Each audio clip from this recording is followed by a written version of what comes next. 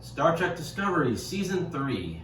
This is the spoiler review. I have a review on my blog, soundedbetterinmyhead.com. It's got a couple spoilers in there. I think I stayed as clear as I could of any big spoilers.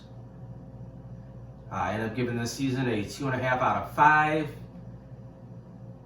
I was kind of tempted to give it a 3. There were some concepts that I really liked, but I think overall the execution wasn't as good as it could have been, so that knocked it back down again.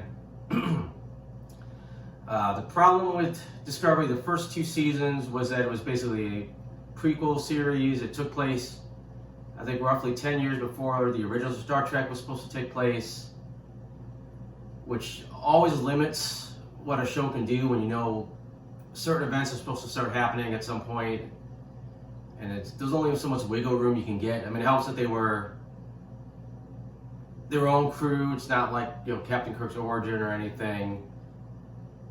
But then they start bumping into that Star Trek lore. You start seeing the Enterprise. You see a young Spock. You see Captain Pike. And to be honest, the show really never committed to really being consistent with what we saw in those older shows. Like the Enterprise bridge looked completely different than it did back in that era. The uniforms were similar to what the characters should have been wearing at that point in time, but they still were definitely different than what we actually seen Pike wearing during that era. Just, it's kind of nitpicking, but just they were so trying to modernize the show that they basically were blowing off what should have already been happening in that timeline. It just showed them that they were more concerned about being hip and new than honoring what had already come. Biggest issue with this season is, you know, season 1 was about the Klingon War, so you had, you know, that narrative the whole season. Season 2 was investigating this big mystery, and 3, it's just not as strong as a narrative. They're very smart, I think, by jumping everything 900 years into their future. You got a whole new universe to play with. You don't have to worry about, you know, what's happening on the other Star Trek shows, because you could make your own ground finally. You know, it starts off, okay, they're trying to figure out what happened to the Federation, then they find out about the burn, plus there's a whole bunch of other stuff mentioned that went down that was, you know, kind of led to the demise of the Federation. And for whatever reason, Michael fixates on the burn, and somehow that becomes like the major narrative, is that, oh, it becomes very important to her to solve the mystery of the burn to save Starfleet, but it seems like she's the only character that feels that way. Like, it's not that big of a deal to anyone else, and it doesn't even seem like that big of a deal. It doesn't seem like this is gonna like save the Federation, so it doesn't feel like that it's that important to figure out why this happened. And the fact that Michael basically just said fuck it and just did everything she wanted to get her way, disobeying orders, you know, going on unsanctioned missions, just doing whatever she felt she had to do. It was a strange choice. They made it kind of pay off in the end, but only at the last minute, really. You don't get any kind of major reveal until late in the season, mid to late in the season, when the whole Orion chain is established as, you know, the big bads. And never really felt that Osira was like, oh my god, this is like the main villain, like this is like, you know, the big bad that they got to take out.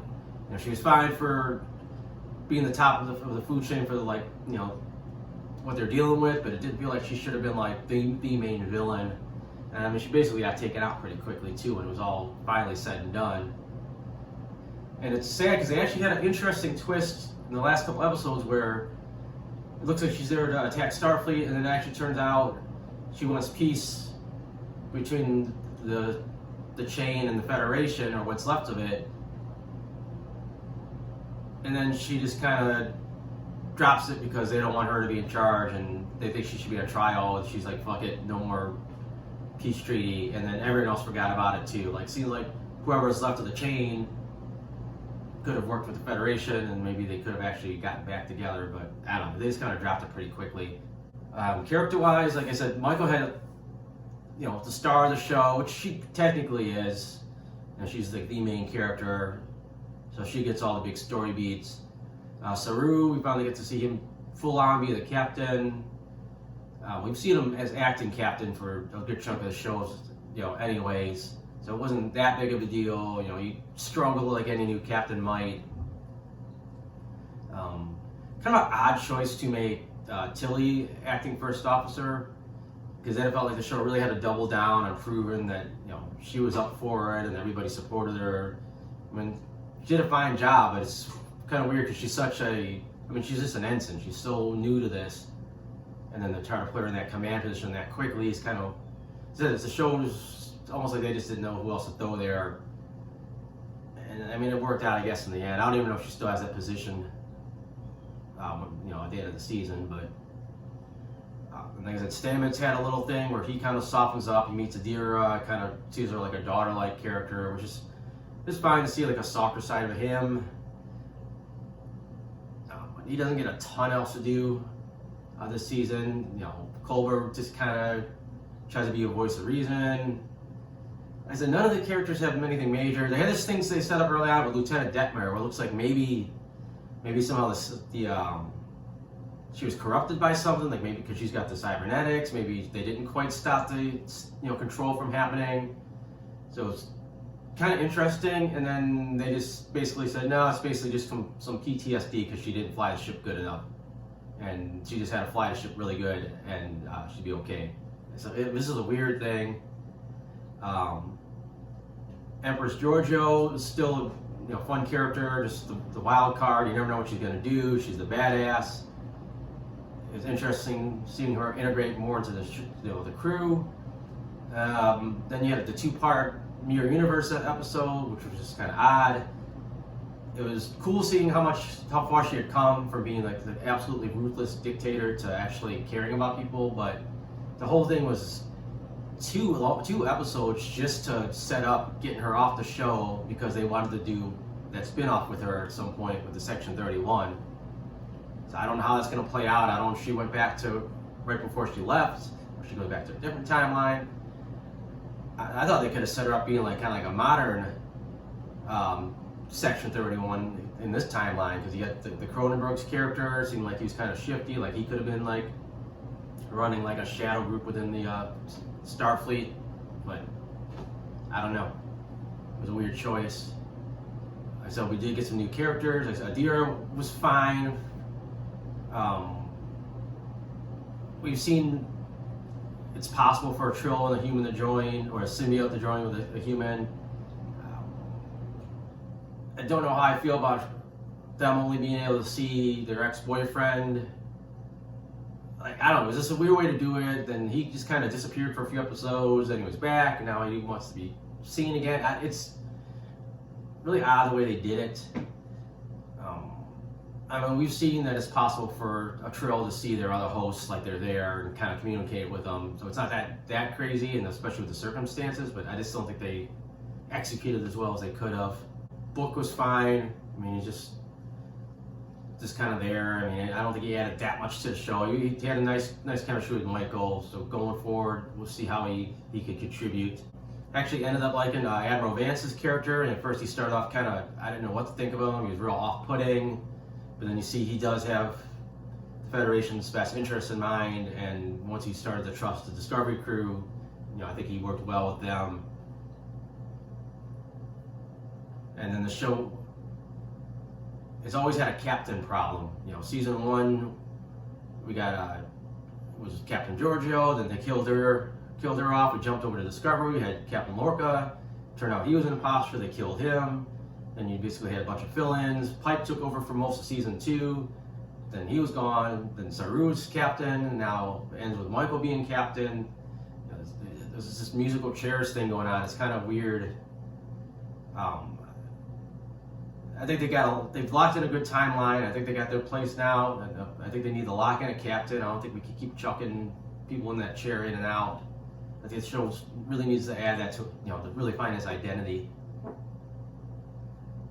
As far as episodes,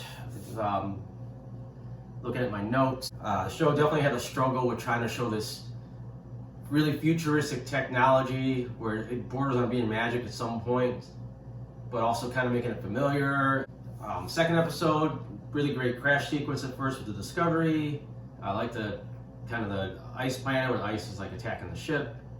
The bad guy there was okay, kind of reminded me like I was calling him Space Negan in my notes. I mean, just whatever, just trying to create some conflict for the characters. I went back and forth of,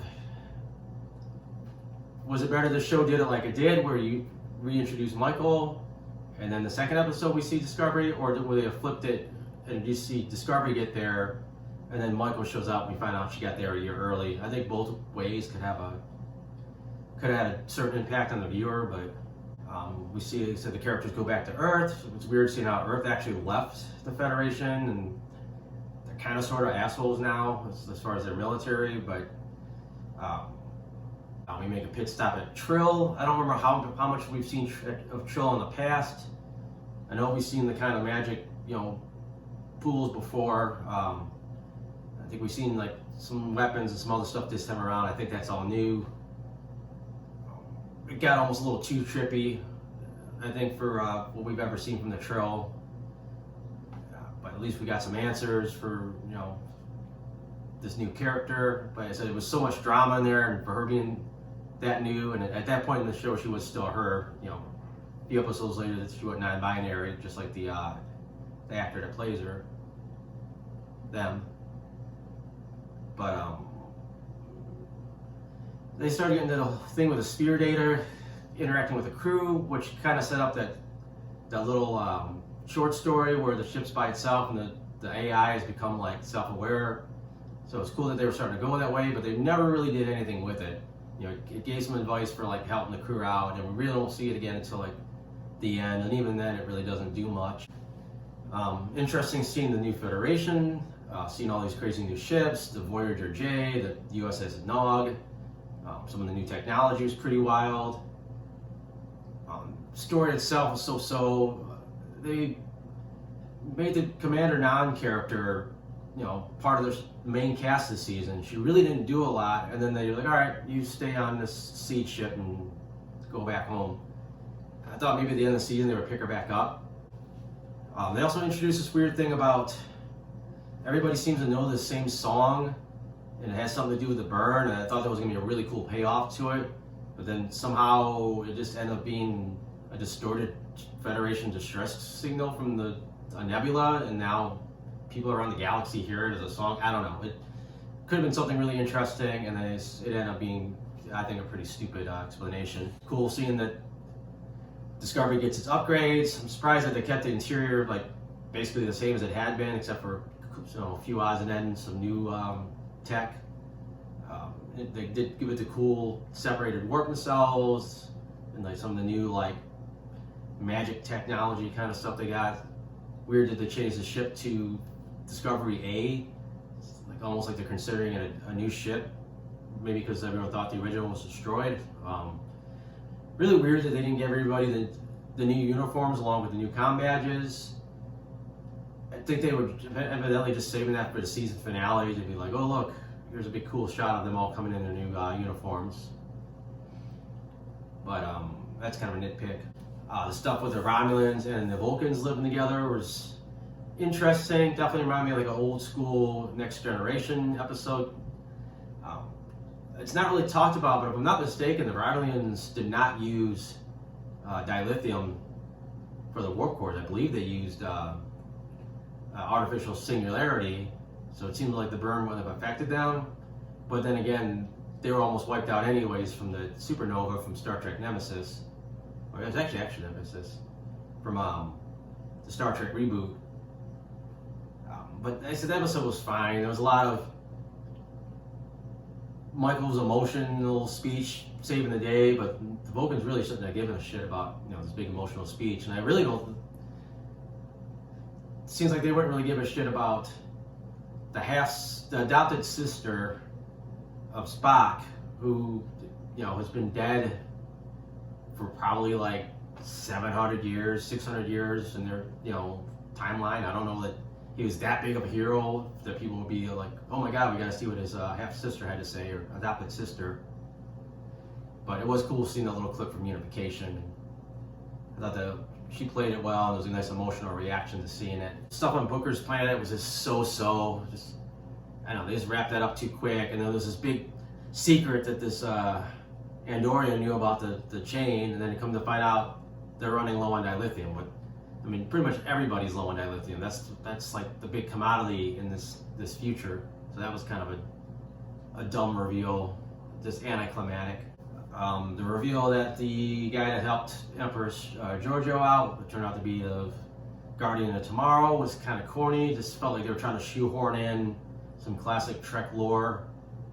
I would have thought it would be fun to have him be some kind of like, actually really would have been cool to have him like be some kind of a Q or something like that, but you know, whatever.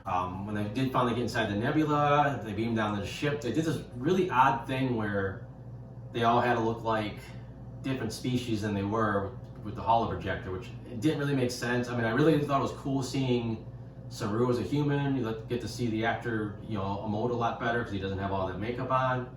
There was really no reason to make Michael a Trill or Dr. Culber a Bajoran. The big reveal that this burn that almost wiped out every ship in the galaxy was some little kid crying because his mom died, and he got kind of magic powers because he grew up on this radiation dilithium planet. It was really kind of weird. I thought there would have been more about them worrying about him being a danger going forward, but then they just wrote it off that, oh, well, once he leaves the planet, he loses his power. It was just kind of, the burn, not only did it get wrapped up very quickly, and it got wrapped up in the first season that they were in the future, it ended up being such an anticlimactic thing. I think the burn should have been like something that they took a couple seasons to solve, and they should have had a bigger mystery for this season, or bigger conflict. Maybe trying to get the Federation together, maybe helping the Federation fight off the chain. I don't know. It was a weird choice. And they said in the end, they had this big fight to take the ship back, and it just never felt like anybody was in any real danger. They made this big fuss that the Spiriator took control of these little robots, and they all just got blown up, and they didn't really do anything. And then they just ended it with, oh, hey, by the way, while Saru's on vacation, Michael's now the official captain of Discovery. I mean, I don't know. They could have at least made her acting captain, like, hey, you're in charge until Saru comes back. I don't think he did that bad of a job where the Federation's like, fuck this guy. But like I said, I got that review up. It's on soundedbettermyhead.com. I got my comics up there. So that's about all I got. So thanks for watching.